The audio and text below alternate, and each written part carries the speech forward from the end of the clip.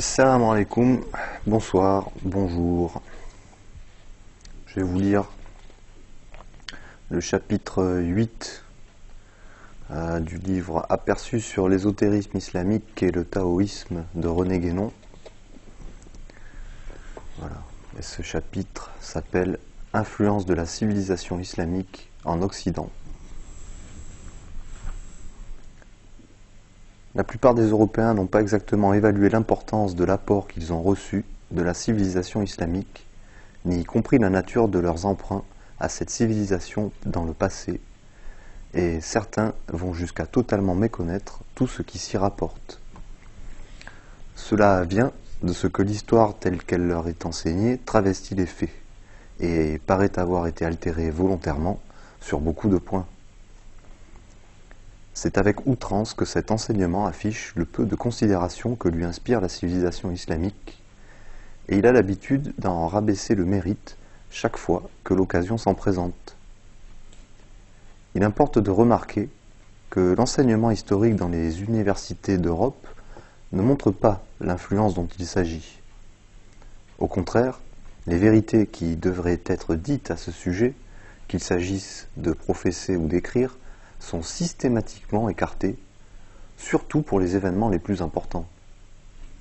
Par exemple, s'il est généralement connu que l'Espagne est restée sous la loi islamique pendant plusieurs siècles, on ne dit jamais qu'il en fut de même d'autres pays, tels que la Sicile et la partie méridionale de la France actuelle. Certains veulent attribuer ce silence des historiens à quelques préjugés religieux. Mais que dire des historiens actuels, dont la plupart sont sans religion, sinon adversaires de toute religion, quand ils viennent confirmer ce que leurs devanciers ont dit de contraire à la vérité? Il faut donc voir là une conséquence de l'orgueil et de la présomption des Occidentaux, travers qui les empêche de reconnaître la vérité et l'importance de leur dette envers l'Orient. Le plus étrange, en cette occurrence, c'est de voir les Européens se considérer comme les héritiers directs de la civilisation hellénique, alors que la vérité des faits infirme cette prétention. La réalité tirée de l'histoire même établit péremptoirement que la science et la philosophie grecques ont été transmises aux Européens par des intermédiaires musulmans. En d'autres termes, le patrimoine intellectuel des Hellènes n'est parvenu à l'Occident qu'après avoir été sérieusement étudié par le Proche-Orient, et n'étaient les savants de l'islam et ses philosophes, les Européens seraient restés dans l'ignorance totale de ces connaissances pendant fort longtemps, si tant est qu'ils soient jamais parvenus à les connaître. Il convient de faire remarquer que nous parlons ici de l'influence de la civilisation islamique et non spécialement arabe, comme on le dit quelquefois à tort. Car la plupart de ceux qui ont exercé cette influence en Occident n'étaient pas de race arabe, et si leur langue était l'arabe, c'était seulement une conséquence de leur adoption de la religion islamique. Puisque nous sommes amenés à parler de la langue arabe, nous pouvons voir une preuve certaine de l'extension de cette même influence en Occident dans l'existence de termes d'origine et de racines arabes beaucoup plus nombreux qu'on ne le croit généralement, incorporés dans presque toutes les langues européennes et dont l'emploi s'est continué jusqu'à nous, encore que beaucoup parmi les Européens qui s'en servent ignorent totalement leur véritable origine. Comme les mots ne sont autre chose que le véhicule des idées et le moyen d'extériorisation de la pensée, on conçoit qu'il soit extrêmement facile de déduire de ces faits la transmission des idées et des conceptions islamiques elles-mêmes. En fait, l'influence de la civilisation islamique s'est étendue dans une très large mesure et d'une manière sensible à tous les domaines, sciences, art, philosophie, etc. L'Espagne était alors un milieu très important à cet égard et le principal centre de diffusion de cette civilisation. Notre intention n'est pas de traiter en détail chacun de ces aspects, ni de définir l'ère d'extension de la civilisation islamique, mais seulement d'indiquer certains faits que nous considérons comme particulièrement importants, bien que peu nombreux soient à notre époque ceux qui reconnaissent cette importance. En ce qui concerne les sciences, nous pouvons faire une distinction entre les sciences naturelles et les sciences mathématiques. Pour les premières, nous savons avec certitude que certaines d'entre elles ont été transmises, par la civilisation islamique à l'Europe, qui les lui emprunta d'une façon complète.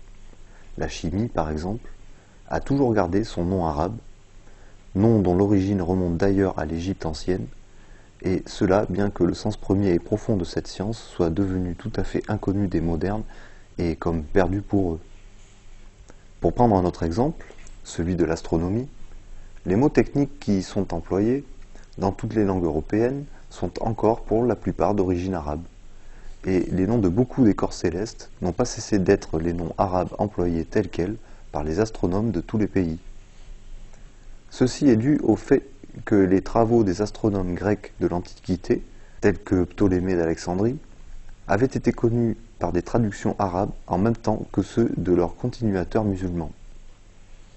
Il serait d'ailleurs facile de montrer en général que la plupart des connaissances géographiques concernant les contrées les plus éloignées d'Asie ou d'Afrique ont été acquises pendant longtemps par des explorateurs arabes qui ont visité de très nombreuses régions, et on pourrait citer beaucoup d'autres faits de ce genre. Pour ce qui a trait aux inventions, qui ne sont que des applications des sciences naturelles, elles ont également suivi la même voie de transmission, c'est-à-dire l'entremise musulmane et l'histoire de l'horloge à eau offerte par le calife Haroun al-Rachid à l'empereur Charlemagne n'a pas encore disparu des mémoires. En ce qui concerne les sciences mathématiques, il convient de leur accorder une attention particulière sous ce rapport.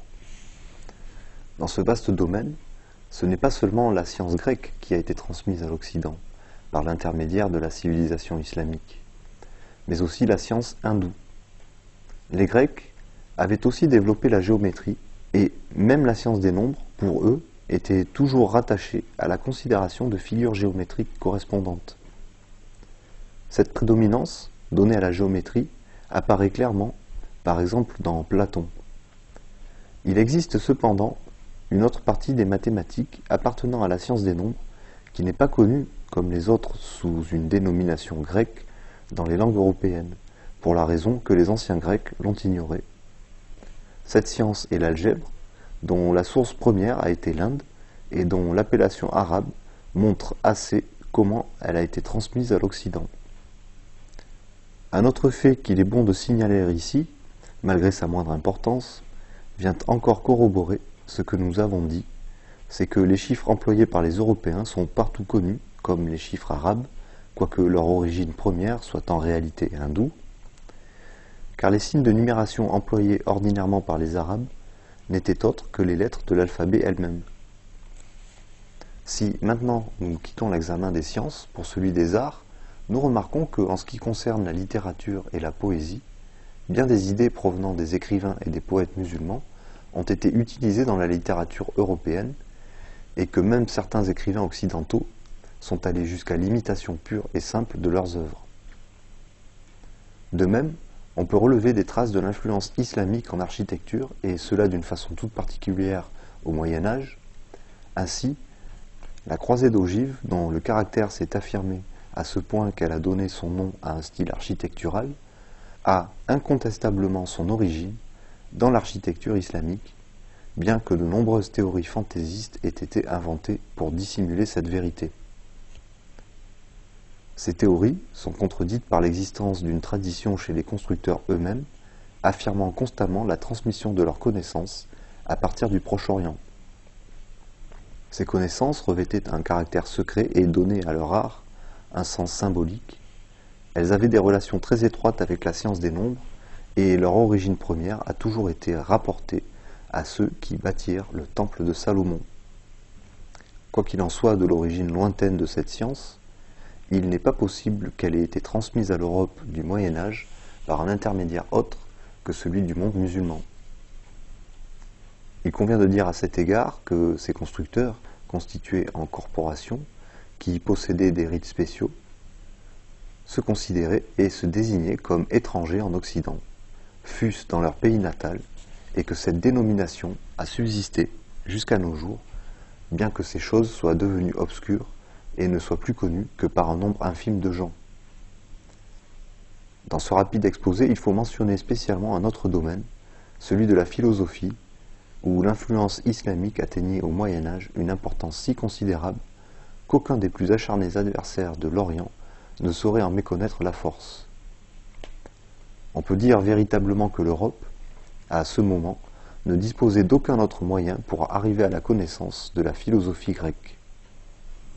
Les traductions latines de Platon et d'Aristote, qui étaient utilisées alors, n'avaient pas été faites directement sur les originaux grecs, mais bien sur des traductions arabes antérieures, auxquelles étaient joints les commentaires des philosophes musulmans contemporains, tels qu'Averroès, Avicenne, etc. La philosophie d'alors, connue sous le nom de scolastique, est généralement distinguée en musulmane, juive et chrétienne. Mais c'est la musulmane qui est à la source des deux autres, et plus particulièrement de la philosophie juive, qui a fleuri en Espagne et dont le véhicule était la langue arabe, comme on peut le constater par des œuvres aussi importantes que celle de Moussa ibn Maïmoun, qui a inspiré la philosophie juive postérieure de plusieurs siècles jusqu'à celle de Spinoza, où certaines de ses idées sont encore très reconnaissables. Mais il n'est pas nécessaire de continuer l'énumération de faits que tous ceux qui ont quelque notion de l'histoire de la pensée connaissent. Il est préférable d'étudier pour déterminer d'autres faits d'un ordre tout différent, totalement ignorés de la plupart des modernes qui, particulièrement en Europe, n'en ont pas même la plus légère idée, alors qu'à notre point de vue, ces choses présentent un intérêt beaucoup plus considérable que toutes les connaissances extérieures de la science et de la philosophie. Nous voulons parler de l'ésotérisme, et tout ce qui s'y rattache et en découle en fait de connaissances dérivées, constituant des sciences totalement différentes de celles qui sont connues des modernes.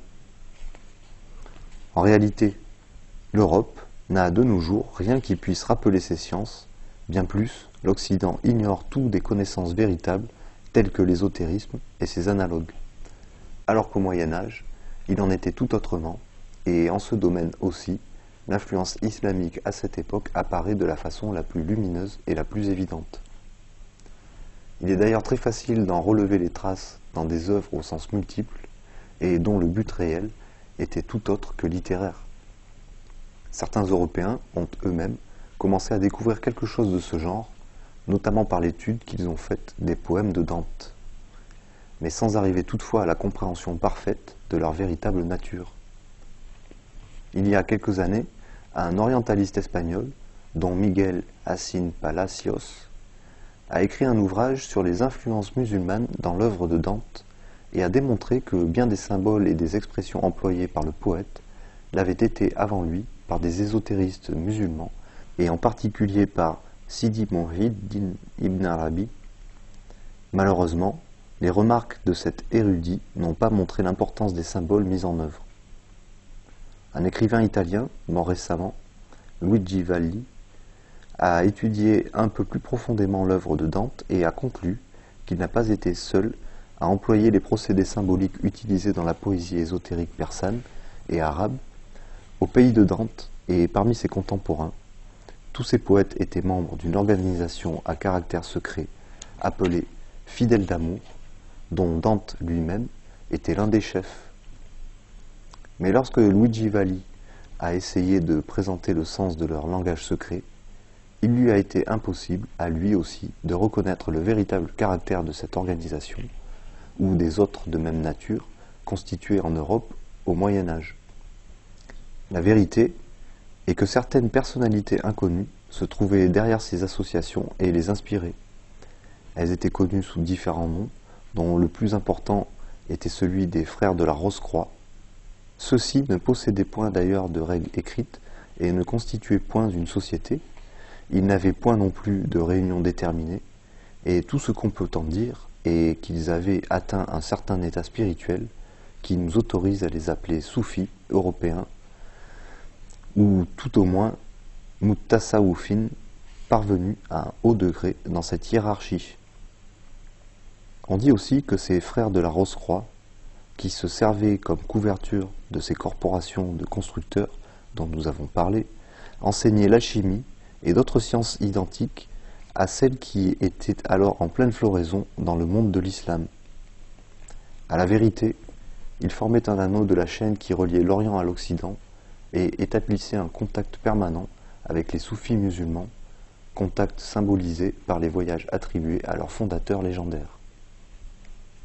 Mais tous ces faits ne sont pas venus à la connaissance de l'histoire ordinaire, qui ne pousse pas ses investigations plus loin que l'apparence des faits, alors que c'est là, peut-on dire, que se trouve la véritable clé qui permettrait la solution de tant d'énigmes qui, autrement, resteraient toujours obscures et indéchiffrables. Voilà. Fin du chapitre. Salam alaikum wa rahmatullah.